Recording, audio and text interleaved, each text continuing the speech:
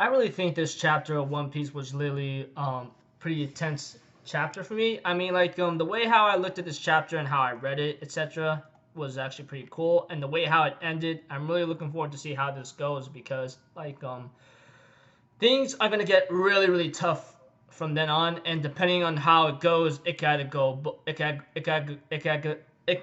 sorry for stuttering and etc. It could go good or bad. We'll have to find out how this is going to be handled though. So if anything else, let's go.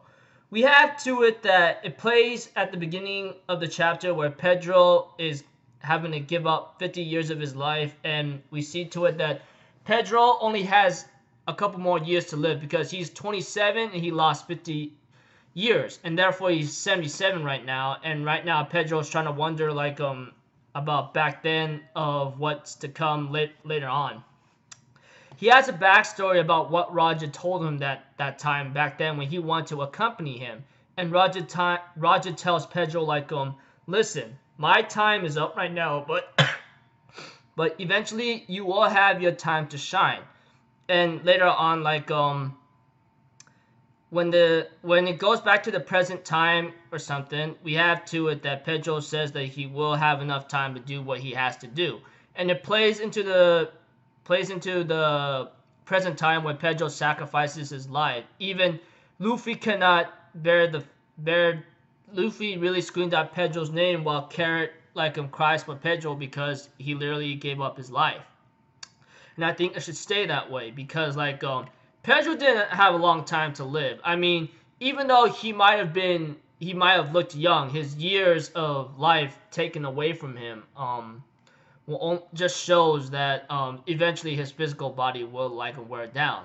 Even Katakuri is really surprised to see Perros in danger. And right now the Thousand Sunny is free from Perros candy.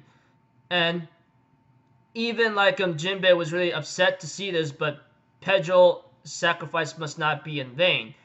Even though Chopper and Brook are very happy to see them go, is happy to be alive.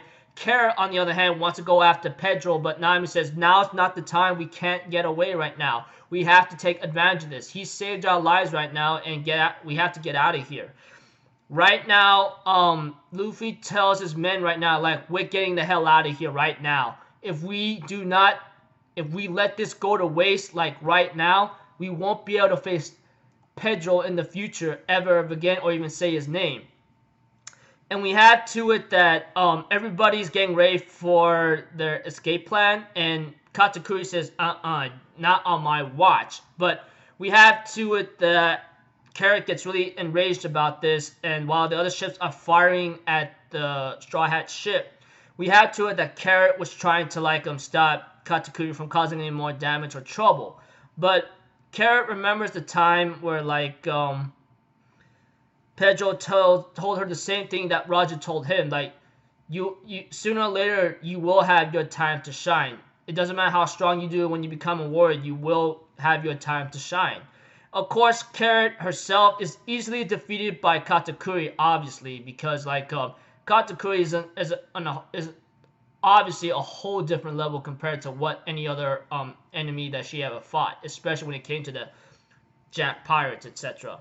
Of course, Luffy, on the other hand, tries to clash against Katakuri, but it seems ineffective in a certain way. Not because he's just Logia, but because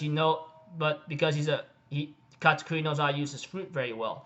And we have to it that Katakuri says, if you could drive me out, then you could get the hell out of here.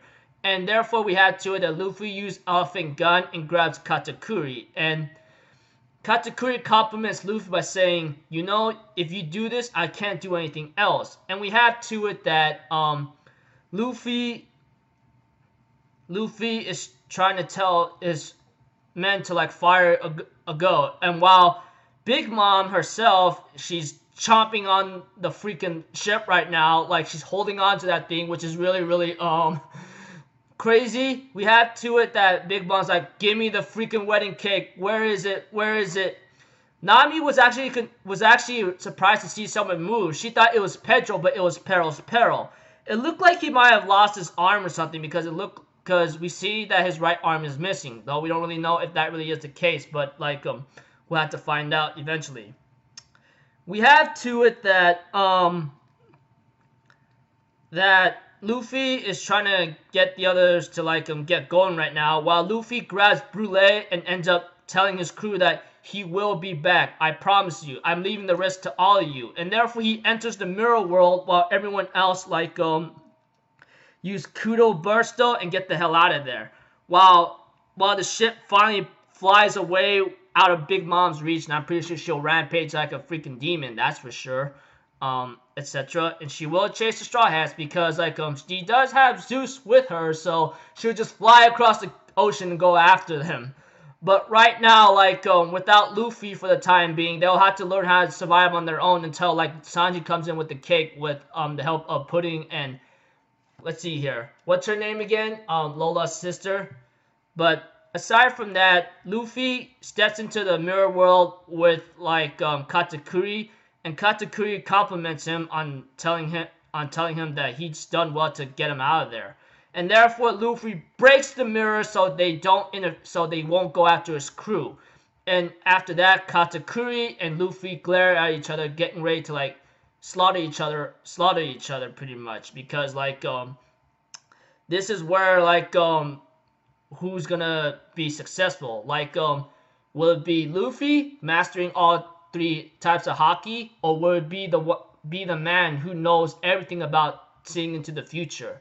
We'll have to find out from here on out, etc. And of course, like Katakuri on the other hand, he's not gonna let Luffy off easily, because obviously he wants to kill Luffy so he does not cause a major threat to his mother. But we all know that Luffy's not gonna back down either without a fight. But let's put this in perspective here and remember that Luffy did have trouble taking on like Charlotte Cracker, and he was a tough opponent for Luffy, especially when Luffy almost lost his entire arm because of him, because of his Bushoshoku haki. But this time it's Katakuri, who is at least one of the strongest fighters I think one of the strongest fighters, second to Big Mom in his crew right now, in the Big Mom Pirates. And of course, he has the ability to see the future, but his haki is possibly equal to Luffy in terms of clashing, etc. We'll have to figure out how Luffy's gonna go on out from here. I mean, he could try to use Gear 4th again, but I don't know if he's recovered long enough to actually go up against Katakuri, because Luffy had to use Gear 4th 2 times. I mean, we remember one time he used it when he was already at a corner and Cracker pushed Luffy to use Gear 4th because he insulted him by saying Sanji would just hate you till you off or something. And he had to use it again, but in Tank Man mode and etc.